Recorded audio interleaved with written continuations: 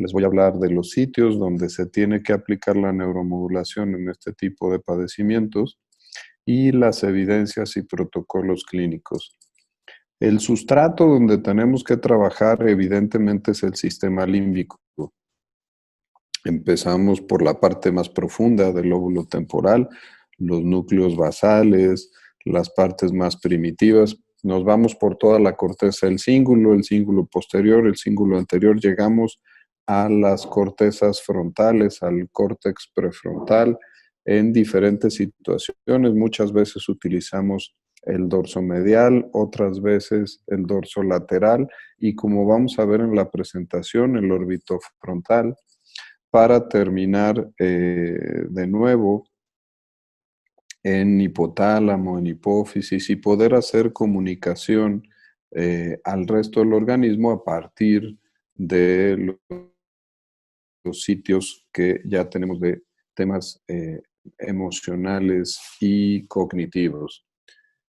Este es el circuito de Papez que termina ejemplificando de una forma más esquemática cómo se da este intrincado de circuitos entre el tálamo, el hipotálamo, el córtex prefrontal y la corteza del cíngulo para poder tener emociones, sentimientos y respuestas físicas asociadas a ellos.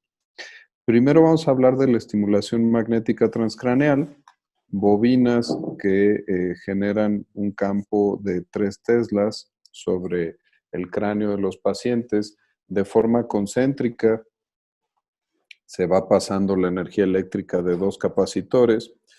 Estos capacitores son capaces de generar estos campos magnéticos que en el punto central del 8 de la bobina concéntrica vamos a tener este cono de penetración de energía magnética que puede llegar hasta 3 o 5 centímetros dentro del cráneo de los pacientes.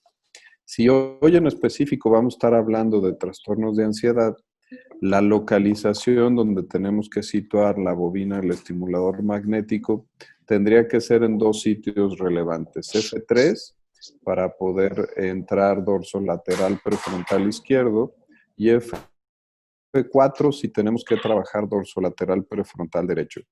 Como vamos a ver en los protocolos de aplicación clínica, casi siempre estaremos hablando que en ansiedad tenemos que dar estimulación arriba de 20 Hz en el dispositivo magnético transcraneal, prefrontal dorsolateral izquierdo y el trabajo en prefrontal dorsolateral derecho será de inhibición con ciclos de 1 Hz, de 1 ciclo por segundo. ¿Cómo entendemos la estimulación transcraneal repetitiva? Aquí podemos ver en el ejemplo los pulsos simples, cómo convertimos luego los pulsos pareados y cómo creamos los trenes de estimulación. Cuando estamos hablando de 20 Hz significa que en un solo tren, en un solo segundo vamos a tener 20 estímulos. Y de esto crearemos después sesiones que se van completando con el número de días de tratamiento.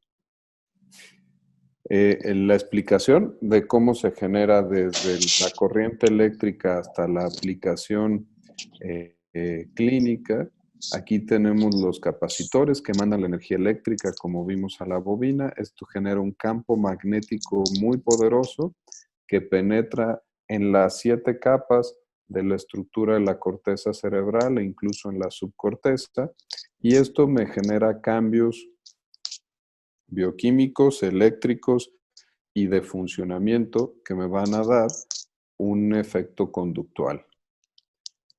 La penetración aproximada de la estimulación magnética transcraneal, la habíamos comentado, es cerca de 3.5 a 5 centímetros dentro del cráneo de los pacientes, con lo cual nos alcanza muy bien para poder generar cambios en la corteza prefrontal dorsolateral izquierda y que esos cambios prefrontales dorsolaterales izquierdos puedan entrar en el circuito de Papez, en el sistema límbico y podamos modificar la situación de estas neuronas emocionales.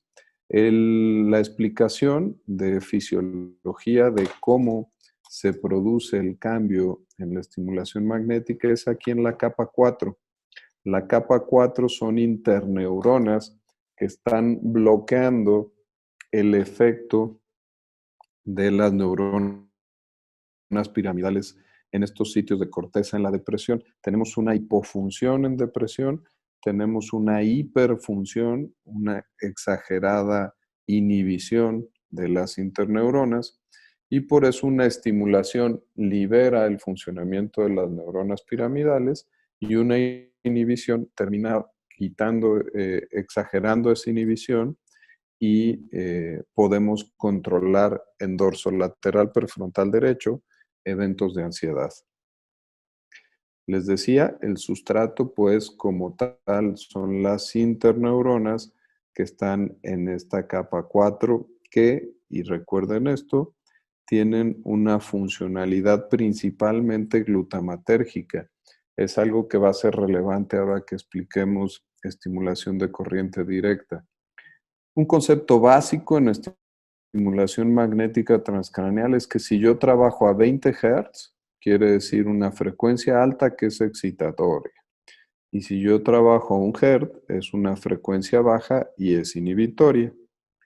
Los cambios no solamente se producen, y esto aplica para todas las técnicas de neuromodulación, gracias a la interconexión de las diferentes zonas del cerebro, los cambios no solamente se producen en la zona donde yo estoy aplicando la estimulación. Este es un ejemplo de una estimulación dorsolateral prefrontal izquierda a 1 Hz, es una frecuencia inhibitoria, pero fíjese cómo de la zona de aplicación de la estimulación magnética transcraneal estoy empezando a generar cambios en zonas profundas e incluso en zonas contralaterales, ¿sí? En los protocolos específicos de ansiedad vamos a revisarlos poco a poco a partir de este artículo de revisión que se los recomiendo de Lafleur de 2014. Ahí vienen explicados toda la revisión de metaanálisis acerca de diferentes patologías en el área de la psiquiatría, en específico los de ansiedad, de los que les tengo resumidos el día de hoy. En trastorno por estrés postraumático, la aplicación será prefrontal dorsolateral derecha. Esta se va a hacer a baja frecuencia y prefrontal dorsolateral izquierda a alta frecuencia, sobre todo combinándolo con ciclos, va a ser uno en F3, excitatorio, que es prefrontal dorsolateral izquierdo, en F4 inhibitorio, y algunas sesiones también lo vamos a combinar con estimulación orbitofrontal. Es muy usual que en trastorno por estrés postraumático la sesión sea la mitad de la sesión de estimulación en el lado izquierdo, la mitad de la sesión de inhibición en el lado derecho, a un 80% del umbral motor. Algo que obvié, pero que ahorita es momento de explicarlo, es que siempre antes de una sesión se mide la cantidad de energía a través de la cual puedo generar yo un cambio en las neuronas motoras. Eso se le llama 100% de umbral motor. Aquí vamos a estar utilizando el 80%. Los pulsos, generalmente en la aplicación clínica nos vamos al máximo, que son 1600 pulsos excitatorios prefrontales izquierdos y 400 pulsos inhibitorios prefrontales derechos. Las sesiones se recomienda que mínimo sean 10. Lo usual y también algo que ya se está trabajando es que se favorezca en ese momento una psicoterapia acerca del trauma. Nos ayuda a abrir el sistema límbico para trabajar las revivificaciones del evento traumático, el estar hablando del evento traumático al momento de estar dando las sesiones. Eso es algo que hacemos en las aplicaciones clínicas. Para TOC, usualmente se trabajaba inhibitorio prefrontal derecho. Actualmente el mejor sitio de aplicación es la corteza motora suplementaria del lado izquierdo, donde damos estimulación de altas frecuencias a altos grados de intensidad, un 110% del umbral motor, 1200 pulsos y las sesiones dependen de la evolución clínica. Acuérdense que siempre que trabajemos neuromodulación, lo correcto es que hagamos clinimetría con nuestros pacientes. En específico, nosotros utilizamos Yale Brown. En ansiedad generalizada y ataques de pánico, aquí sí primordialmente vamos a utilizar inhibición prefrontal dorsolateral derecha. Bajas frecuencias, 1 Hz, se puede utilizar a veces hasta 5 Hz. De menos al 90% del umbral motor, lo que vaya tolerando al paciente. Y si nos vamos a 1500 o 1600 pulsos por sesión, y a veces nos extendemos más allá de 20 sesiones para cada uno de estos pacientes. Vamos a pegar el brinco ahora a hablar de estimulación de corriente directa con los equipos SOMA. Cuando hablamos de estimulación de corriente, se pueden encontrar ustedes diferentes modos, la estimulación de corriente alterna, repetitiva. En específico del que estamos hablando es de este tipo de onda, una onda que es estable durante el tiempo que se genera el estímulo. El mecanismo de acción, y si se acuerdan, lo estábamos comentando hace un rato, era penetrar hasta las interneuronas en capa 4 y en específico en estimulación de corriente directa vamos a estar modificando la funcionalidad de receptores de glutamato, de receptores NMDA, generando pues estos cambios de membrana, ¿no?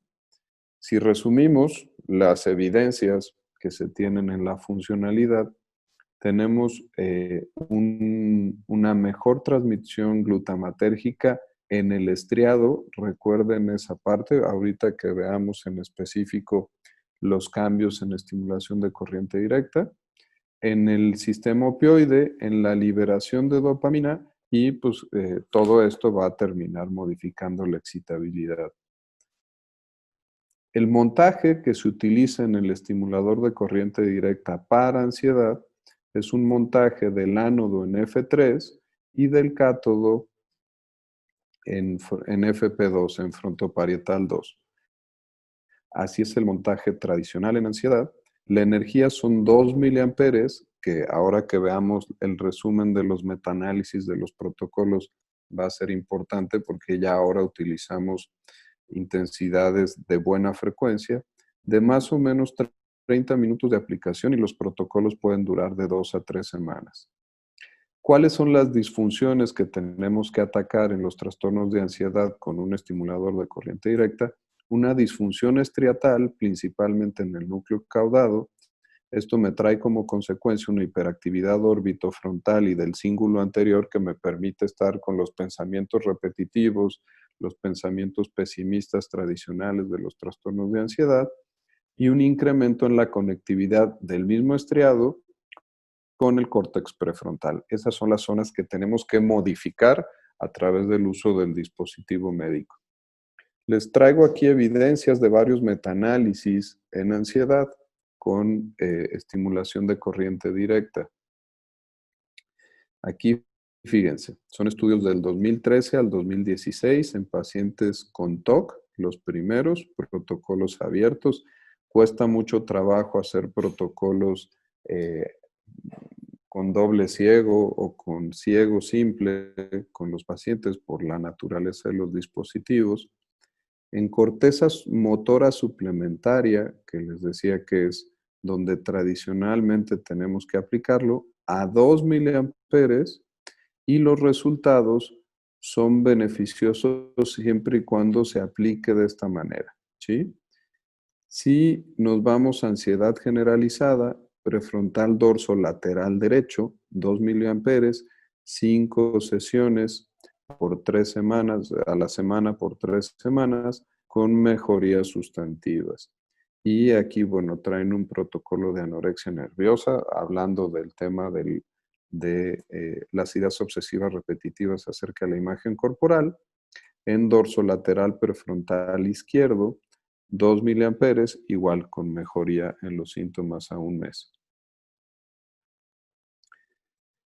En este metaanálisis italiano del Journal de Terapia Electroconvulsiva de 2018 son un poquito más descriptivos. Aquí son estudios para pacientes con TOC. Esta diapositiva y la siguiente son específicos de TOC. Y aquí lo que encontramos, si se fijan, generalmente colocan el ánodo dorsolateral prefrontal izquierdo y el cátodo dorsolateral prefrontal derecho. Más o menos es como la estrategia para poder abarcar estas dos zonas y también la corteza motora suplementaria. En algunos protocolos utilizaron los 2 miliamperes, como lo vemos aquí. No estaban correctamente randomizados, algunos tenían inhibidores selectivos de recaptura de serotonina, otros terapia cognitivo-conductual, otros permitían algunos otros tratamientos, las escalas con las que se midieron y si ya se aplicaba más o menos en este protocolo donde se trabajaba orbitofrontal, las mejorías eran significativas en la mayoría de los pacientes. Cuando se aplicaba el protocolo inhibitorio derecho y excitatorio izquierdo, las mejorías no eran tan adecuadas. En resumen, tendremos que hablar que cuando trabajamos más en corteza motora suplementaria, los resultados terminan siendo mejores en los pacientes con trastorno obsesivo compulsivo. Aquí tenemos los resultados de un par de metaanálisis 2015 y 2017, perdón, de un par de estudios en trastorno por estrés postraumático a 2 miliamperes y los resultados eran con mejorías en los síntomas emocionales y cognitivos, trabajando sobre línea media en corteza orbitomedial y teniendo el cátodo en la mastoide derecha. Aquí tenemos estudios en otros trastornos de ansiedad. En específico, generalmente estaríamos hablando de ansiedad generalizada, con el montaje tradicional que habíamos observado, que habíamos señalado al principio de la parte de estimulación de corriente directa, 2 miliamperes, y con resultados de disminuciones de entre el 80 y el 90% de mejorías. Este otro metaanálisis es súper reciente, del 2020, del Journal de Enfermedades Neuropsiquiátricas y Tratamiento, donde ya me incluye muchos estudios. Aquí en específico, si se fijan, trae revueltitos, ansiedad social, ansiedad generalizada, anorexia, eh, en varios trastornos de ansiedad en general, pero los montajes se van repitiendo, como lo habíamos señalado regularmente, en F3 y FP2, ánodo y cátodo, con resultados estadísticamente significativos en las reducciones de ansiedad, incluso también en poblaciones como pacientes deprimidos. ¿Sí? Otra vez, lo que observamos es más o menos eso, incluso en estudios pues ya de los últimos 2 años. Conclusiones de la neuromodulación en los trastornos de ansiedad. Evidentemente no es su primera aprobación de la FDA. Como ustedes saben, las primeras aprobaciones se dieron hacia depresión. En estimulación magnética transcraneal en trastornos de ansiedad nada más contamos con aprobación en TOC actualmente para el dispositivo Brainsway. Y en estimulación de corriente directa sí tenemos aprobación para trastornos de ansiedad hasta intensidades moderadas. Nos faltan más estudios, nos falta poder producir técnicas con las cuales hagamos estudios randomizados, controlados y que podamos hacer un sham con los estudios. Falta incrementar las muestras y muy probablemente lo que tengamos que definir es los diferentes subtipos de mecanismos fisiopatológicos para cada trastorno. Esto nos va a permitir identificar a los pacientes que van a tener predictores de buena respuesta. Si podemos ahondar más en la fisiopatología, aunque sea el mismo trastorno, hablemos de ansiedad generalizada, tenemos que hacer los subtipos de pacientes con ansiedad generalizada e identificar muy bien a qué de estos subtipos nos va a dar una buena respuesta a los dispositivos de neuromodulación. En resumen, los montajes que platicamos con el tamaño usual de los electrodos a 2 miliamperes de 20 a 30 minutos de aplicación, 5 veces a la semana de 2 a 3 semanas.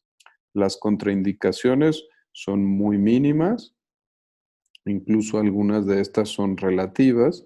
Si hay dispositivos físicos de metal dentro de la cabeza, no es lo más recomendable y pues siempre tratar de que el tratamiento sea hecho en adultos. Es un método seguro, las lesiones por calentamiento de los electrodos son extraordinariamente raras, no hay lesiones en la piel, puede causar una pequeña sensación de molestia en la piel, pero nada que sea importante.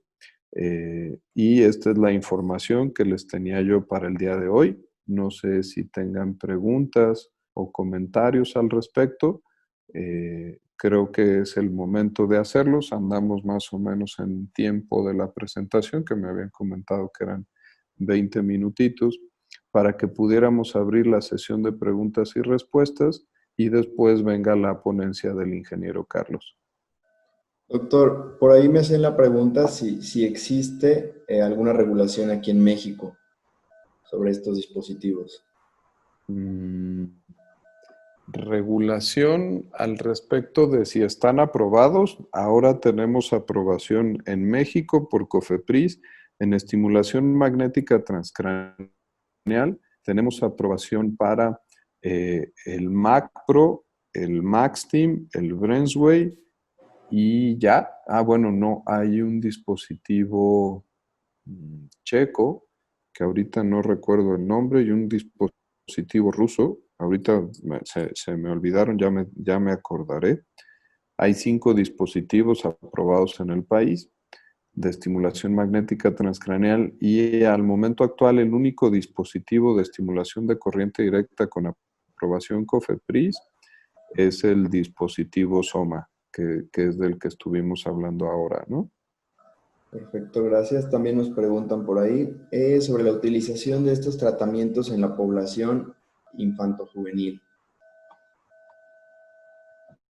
Eh, La realidad es que no existe una contraindicación para poderlo utilizar en niños y adolescentes. El tema sería la ubicación de los puntos de estimulación. Ya vieron que es importante. Nosotros en CISNE, en estimulación magnética transcraneal, sobre todo para trastornos del neurodesarrollo, hemos de 4, de 5, de 6 años que hemos dado estimulación para trastornos del neurodesarrollo y en patologías de depresión y ansiedad después de los 14 años se puede utilizar con relativa seguridad. Una práctica que utilizamos en CISNE es dar un consent adolescente y tiene que firmar el padre, conociendo que estamos haciendo una aplicación off-label, pero que está explicada y que están de acuerdo en que se haga, ¿no? Ok, muy al respecto también, preguntan si existe algún límite de edad. Los que hemos platicado y si nos vamos a edades mayores, no es que exista un límite de edad para poderlo aplicar, sino eh, la penetración, como vimos en el esquemita de estimulación magnética transcraneal, conforme la edad va siendo mayor, hay un encogimiento de la masa encefálica y nos queda más lejos la distancia del dispositivo para poder llegar a la corteza. Sí se ha observado que conforme la edad es mayor, la efectividad se disminuye, los protocolos tenemos que utilizar mayor intensidad de los dispositivos y mayor número de sesiones, pero no hay una limitación por edad. Ok, nos preguntan también el rango de precios de una sesión de estimulación magnética, tratamiento. Depende mucho de la zona del país, de la cantidad de sesiones y la de impulsos. Actualmente en Cisne, los rangos de precio para una sesión en depresión de 35,000 pesos. Hay otros centros en la ciudad que están cerca de 50, 60 mil pesos con estimuladores superficiales, y los profundos, los BrainsWay, están entre 60 y 80 mil pesos todo el protocolo de tratamiento en estimulación magnética transcraneal. Si hay que decir que utilizar un dispositivo de neuromodulación, tenemos dos pacientes candidatos. Como dice la FDA, el que fracasó un primer tratamiento farmacológico, ya se le puede ofrecer, ya lo cubren los seguros de Medicare en Estados Unidos, y aquí significaría 35 mil pesos, es lo mismo que pagar una o dos consultas mensuales con su médico y comprar un tratamiento o un tratamiento combinado. Entonces, en realidad no es suena alto, pero no es un gasto tan oneroso. Sí, la estimulación magnética transcraneal profunda es más cara. También nos pregunta el doctor Javier de la Rosa si en pacientes con trastorno mental orgánico que presenta síntomas de ansiedad se tiene alguna experiencia. Sí, sí se tiene. En algunas ocasiones hemos utilizado también protocolos off-label. Hablando de trastorno mental orgánico, probablemente ejemplifiquemos pacientes con mal control de los impulsos. Lo hemos utilizado en pacientes refractarios a los manejos tradicionales, incluso litio, incluso clozapina. Y lo que hacemos es una inhibición prefrontal dorsolateral derecha con buenos resultados y disminución en las dosis de los medicamentos que ya se estaban utilizando. También nos preguntan si en pacientes con marcapasos se puede utilizar esta tecnología. Los estimuladores magnéticos transcraneales no, y la recomendación es que tampoco utilicemos los estimuladores de corriente directa, aunque pudieran ser más seguros. eh, Hay tres tipos de marcapasos que tendríamos que hablar directamente con su cardiólogo, los que definitivamente no se pueden utilizar incluso ni en un resonador magnético, eso lo tienen como muy claro los cardiólogos, los que dependiendo del resonador o de la bobina se podrían utilizar, y los que son muy, muy seguros. Hay una página de resonancia magnética SAFE, donde vienen las marcas de los marcapasos. Si es un marcapasos que se puede utilizar en el resonador, podríamos con cierta seguridad utilizar un procedimiento de neuromodulación echando una platicada previa con el cardiólogo. Ok. Preguntan también, ¿se saben si la estimulación magnética transcraneal incrementa el factor neurotrófico derivado del cerebro en regiones límbicas? Absolutamente cierto, y sí pasa así. Eso ya está súper demostrado. También nos preguntan si, ¿qué hay en pacientes hipomaníacos?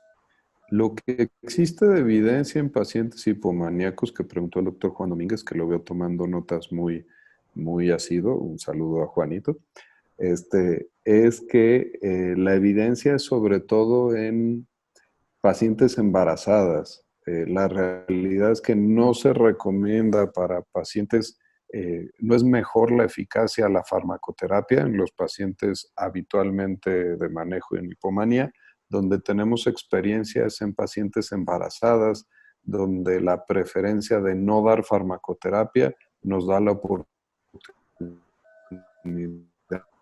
de utilizar estimulación y neuromodulación con resultados aceptables dentro del manejo en el embarazo.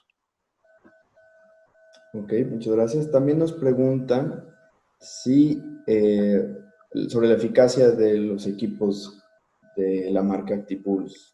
Actipulse. Actipulse son unos equipos que no nos gustan en la sociedad de neuromodulación por una sencilla razón. Los capacitores, es imposible que sean capacitores para dar estimulación magnética transcraneal, y así se anuncian como estimuladores magnéticos transcraneales. Entonces la realidad es que no son estimuladores magnéticos transcraneales. No sé qué sean, probablemente tengan evidencia, porque sí, a lo mejor esta fuente de poder puede generar ciertos cambios, pero ellos lo que hacen mal y lo hacen tramposo es que utilizan las evidencias clínicas de la estimulación magnética transcraneal para comercializarse. Y eso está mal. Ellos son otro tipo de equipos, tienen que generar sus propias evidencias y demostrar que con su tecnología, pongámosle el nombre que sea, funcionan. Entonces sí hay que decir que no son equipos de estimulación magnética transcraneal y eso es una falta ética. Ok, pregunta también Francisco si en su centro dan tratamiento para deterioro cognitivo. En ejemplo, tenemos los deterioros cognitivos y los trastornos del neurodesarrollo. Se recuerdan que ahorita les decía al final de la charla que tenemos que definir el subtipo de paciente y los factores predictores. Cuando tratamos a alguien con deterioro cognitivo o trastorno del neurodesarrollo, nos vamos a hacer escalas, clinimetría para saber cuál es la deficiencia a la cual podríamos atacar. Si ustedes revisan metaanálisis de uso de estimulación magnética o de corriente directa en deterioro cognitivo y en neurodesarrollo, van a ver que no sirve para toda la patología. Sirve cierto protocolo para mejorar el habla, cierto protocolo para funciones ejecutivas, cierto protocolo para alteraciones del comportamiento. Entonces, lo que tenemos primero que definir es qué tenemos más afectado en nuestro paciente para de esto elegir qué protocolo se puede implementar en ese paciente y así utilizarlo. Entonces, no tanto como patología en general, tenemos que hacer las subdivisiones, pero sí se utiliza en deterioro cognitivo y en trastornos del neurodesarrollo.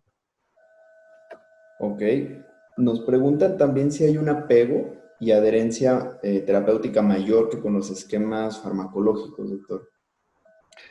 La realidad es que sí, ya que los pacientes es difícil que se mentalicen a utilizar un dispositivo, cuesta trabajo ese mindset, ese cambio de paradigma, pero ya que los prueban y que ven que son seguros y que tienen una buena evolución, los metemos en todo este protocolo desde hacerles su clinimetría, irlos midiendo durante el tiempo que están en tratamiento, tienen una buena adherencia y la realidad es que funcionan bien.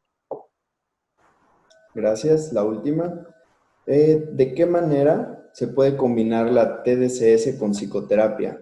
¿Se puede hacer durante, antes o cómo? ¿Existe alguna evidencia?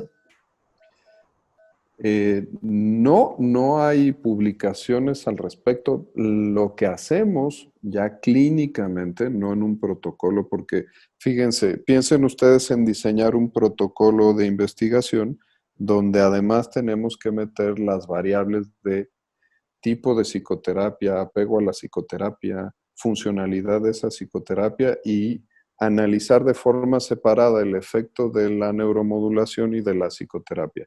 En las aplicaciones clínicas, como son 20 o 30 minutos, la realidad es que sí hacemos esquemas de psicoterapia, de acompañamiento, de resolver conflictos, incluso muchas veces ponemos paradigmas de mejoría cognitiva en los pacientes durante las sesiones de psicoterapia y eso de estimulación de corriente directa, y esto hace más ameno, más amable, y hemos visto que sí existe una mejoría con los pacientes. No les puedo traer protocolos de investigación, sino la experiencia clínica que utilizamos. Bueno, una por ahí que nos hacen. El doctor Javier de la Rosa pregunta si ya se hicieron pruebas con trastorno del limítrofe de la personalidad. Eh, no hay resultados con ello. Lo que sí, en específico, si aunque tenga yo de base un trastorno limítrofe, tengo un episodio depresivo importante, ahí es donde podemos aplicar la neuromodulación para la sintomatología agregada, no para mejorar la parte de fondo del trastorno limítrofe. Hay una pregunta del doctor Armando Tello que se nos había pasado, que habla acerca de la presencia de sustancia gris para que el TMS funcione, que esto es la base de que los resultados del TMS en demencia no son tan alentadores, aunque existen algunos artículos de Mark George, del padre de la estimulación magnética, de TMS y terapia cognitivo-conductual. Les decía, el tema es técnicamente un poquito más difícil porque tenemos más lejana la corteza cerebral, pero con buenos protocolos de aplicación y sectorizando bien a nuestros pacientes, producimos mejorías en síntomas específicos, no en toda la patología. Es incorrecto. Algunos me he chocante, incluso algunas publicidades que utilizan dispositivos como el ActiPulse, donde dicen que mejoran el Parkinson o mejoran los deterioros cognitivos, cuando la realidad es que es imposible que podamos hablar de eso. Podemos decir que podemos mejorar ciertas cosas en ciertos pacientes y así es como se les explica antes de la aplicación y se logra un buen apego a los tratamientos. Perfecto, pues al parecer serían todas las preguntas. Por ahí mandan saludos el doctor Arturo Garza. Por ahí lo Saludos, estamos Arturo. viendo. Entonces pasamos a la siguiente ponencia con el ingeniero Carlos González. Gracias, buenos días a todos. Por ahí nos llegaba una pregunta para Edilberto. Digo, voy a romper ahí un poco, pero nos preguntaban sobre los protocolos para recuperación en accidente cerebrovascular. Sí existen, están basados en que la penetración de la estimulación puede mejorar el flujo vascular alrededor de una lesión vascular en la etapa aguda. Eh, También se han hecho protocolos hasta 3 meses después de las lesiones. Entonces, está basado pues en esto. Hay que tener mucho cuidado en el hecho de si el paciente está presentando crisis convulsivas, puede ser una contraindicación después del evento vascular cerebral, pero en caso contrario, puede ser una buena opción en algunos protocolos y también para el manejo de algunas secuelas de los eventos vasculares cerebrales. Específicamente hemos trabajado nosotros con disfagias con regulares resultados. Ok, muchas gracias. Esperamos haber respondido por ahí la pregunta. Y ahora sí pasamos con el ingeniero Carlos de nuevo. Comenta Armando, se ha descrito en la literatura que la proporción en recaída de depresión con TDCS es mucho mayor y más rápida que la de estimulación magnética transcraneal. ¿Qué puedes comentar al respecto, ingeniero? Sí, en ambos casos se recomiendan periodos de mantenimiento o sesiones de mantenimiento.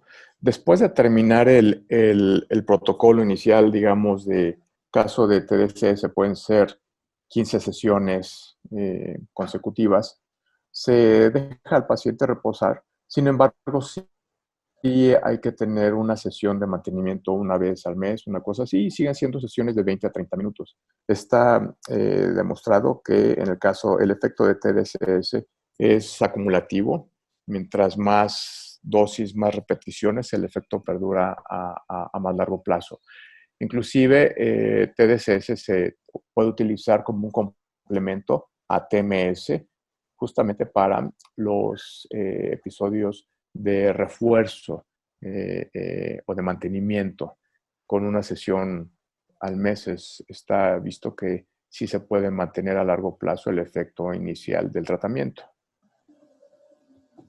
Ok, muchas gracias. También por ahí nos preguntaban sobre la combinación de TDCS con la terapia psicológica o con otro tipo de terapia.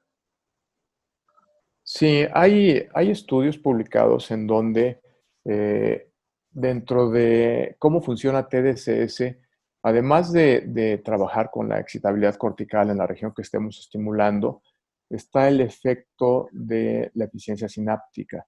Entonces, tiene mucho que ver la actividad con la que se combina la aplicación de TDCS.